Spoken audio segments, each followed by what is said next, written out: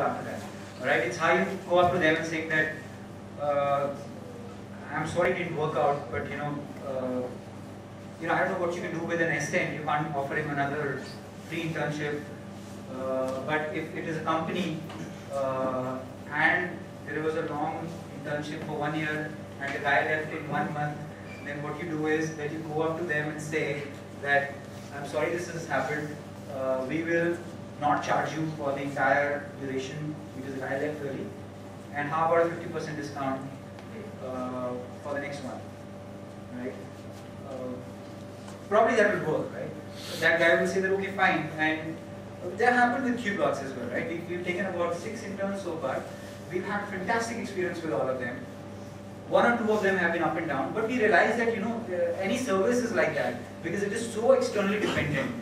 It depends so much on the individual who comes here. It's not a fault of ISEC if that guy had a poor attitude or who could not adjust over here, who had some, or his expectation from the company was different. Right? So we can't blame that really in a way. But you need to be willing to damage control. You need to be willing to comment on. Worst thing you can do is avoid. You have to. First thing you do is when you get up in the morning, figure out what are the most critical, biggest problems of my day. One is to talk to that guy, that client who's really disgruntled, who sent me that nasty email. That's the first thing you do, not the last thing. Normally, human tendency is to put that really obnoxious thing to the end. Let me do the other small things. Let me send an email. Let me have an EPM. Let me send this thing. But they'll probably do that at the end.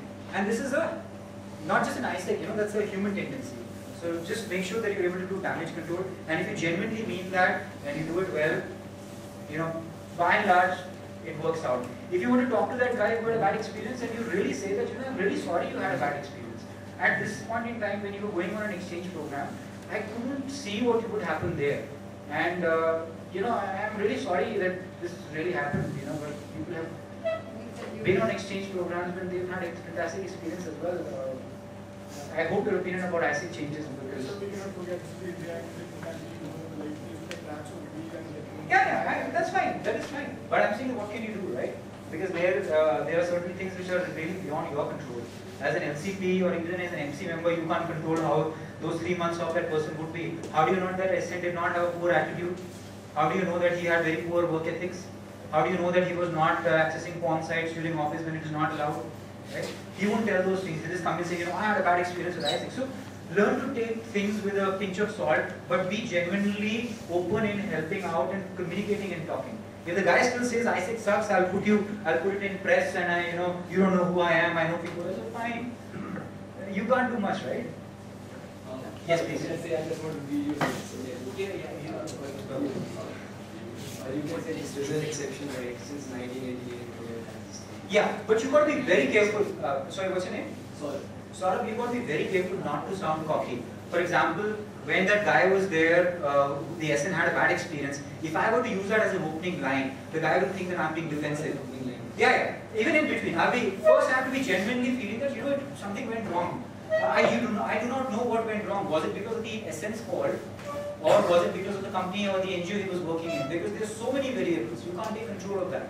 But did ISEC deliver? Were you there? Was an ISEC local committee there? Were you involved in whatever bare minimum that ISEC is supposed to offer? If not, or we can say after that, if you have a bad experience, you will not do partnership with I'm not saying people do. I don't think that's a fair statement as well. Till the time you get into the root of it, because a lot of times it is so individual specific as well. Unless it is genuinely happening that this is the 10th case in that particular local committee, of course you don't do that. But if it's like an off on 1 in 10 years, 2 years, and there are probably 50 other people who are saying great things and raving about that local committee, I don't think that there is something, or maybe they might have dropped that ball with that guy for some reason. Maybe they were low on HR, maybe everybody was on a holiday, nobody, those things can happen. Yes, please. Just an input on sales. As there is a negative that it's very easy to quit in sales, and most of the people do. It's something not a lot of people sustain it. But there's a very positive side to it as well. Obviously, you feel a lot of failures. But one thing that it surely gives you is positivity, from internal positivity, and it gives you that strength. Yes. I mean, it makes you a stronger individual as well. Absolutely. It's the best profession to emerge out as a winner, I feel. I totally agree with you, and that's why I was giving that background in the beginning that you will make your life so much better if you're a good salesperson and you are committed to constantly improving. You're reading the right kind of books, because a lot of times, suppose you had a bad month, you went for 100 appointments, 98 of them said no. It's a human tendency. You will feel depressed. What am I doing wrong here? Where am I failing? So what will help you out in that case? You will listen to nice, good audios. You will feel motivated. You will not be in self-pity. You will not say tomorrow that if you have to go for an appointment, you will not start your day. You will not procrastinate.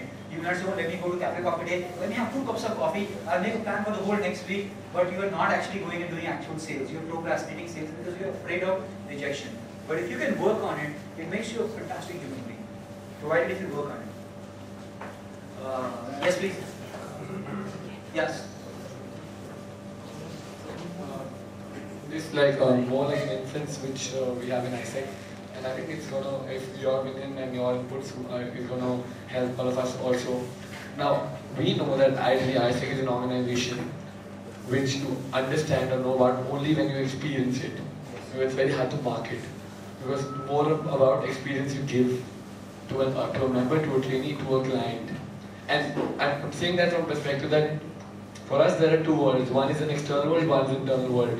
I consider ISEC as an internal world, and externals as a totally outside world which cannot experience ISEC in the way we do. So there are 2 ideal things which is more like an influence. I would want to know what you think about it. First is that it's very easy still to talk to the internal segment, because you can be subjective. You can make sure that you can communicate how you feel and how one feels when he or she is in ISEC, because it's your youth, and you can be subjective and you can talk. For example, a lot of things we do in ISEC, for example, global conference, is a lot sharing based. Okay, this is what you learn in ISEC. And we cannot do that in the external world because of time. It's not considered to be the best way to communicate how the organization is. So it has to be quite objective. And knowing that it's difficult to communicate ISEC in the first go, what do you think is the best way to manage that external part? You talk about where members, what they share within ISEC and what they share with the people outside, right? Is that what you're saying? No, as ISEC, right. Say for example I'm ISEC and new recruits are there. For telling them what kind of experience they will go through, I can be subjective. And I can make them go through a feeling or experience which I went through. But for an external, I can't say the same things. I have to be objective. I have to make sense to them. Yes. So in terms of that, any particular tool, any particular way of... By externals you mean people who are not ISEC? Yes, I primarily mean clients, like companies. Okay. So, you know what, I think for, it's a good question. Part of it is covered in sales as well. I think all your external stakeholders, by externals I mean not members and not trainees. All external stakeholders, BOI members, their clients, NGOs, schools, they will have variable sense of ownership for ISEC. Alright? I think there are 3 people who get impacted in ISEC. I think that background will help. Number 1, the reason why ISEC does what it does is because of the trainees. The trainees who come and work in different organizations in a different country go through the maximum change and maximum learning. They're in a new country. They're completely new smells. They're completely new sights. They're new language, accents. Their mind is in a tizzy. They don't know what's happening. They're learning. They're making mistakes themselves. They're trying to adjust to different aspects of that particular culture. So that's the reason why we do exchange. Maximum impact happens to ISEC trainees. Number 2, in the process while facilitating ISEC traineeships and programs, ISEC members learn a lot. I think in my mind, ISEC trainees is number 1 in terms of impact. Number 2, ISEC members who eventually, if they go on ISEC traineeships, can see that impact. Number 3 are the companies and organizations who are involved with ISEC. Their ownership for ISEC will always be very, very different. You're very right, what you can communicate with your local committee and within ISEC is very different than what you can do with an external world. So how do you prepare yourself? You prepare yourself by preparing well.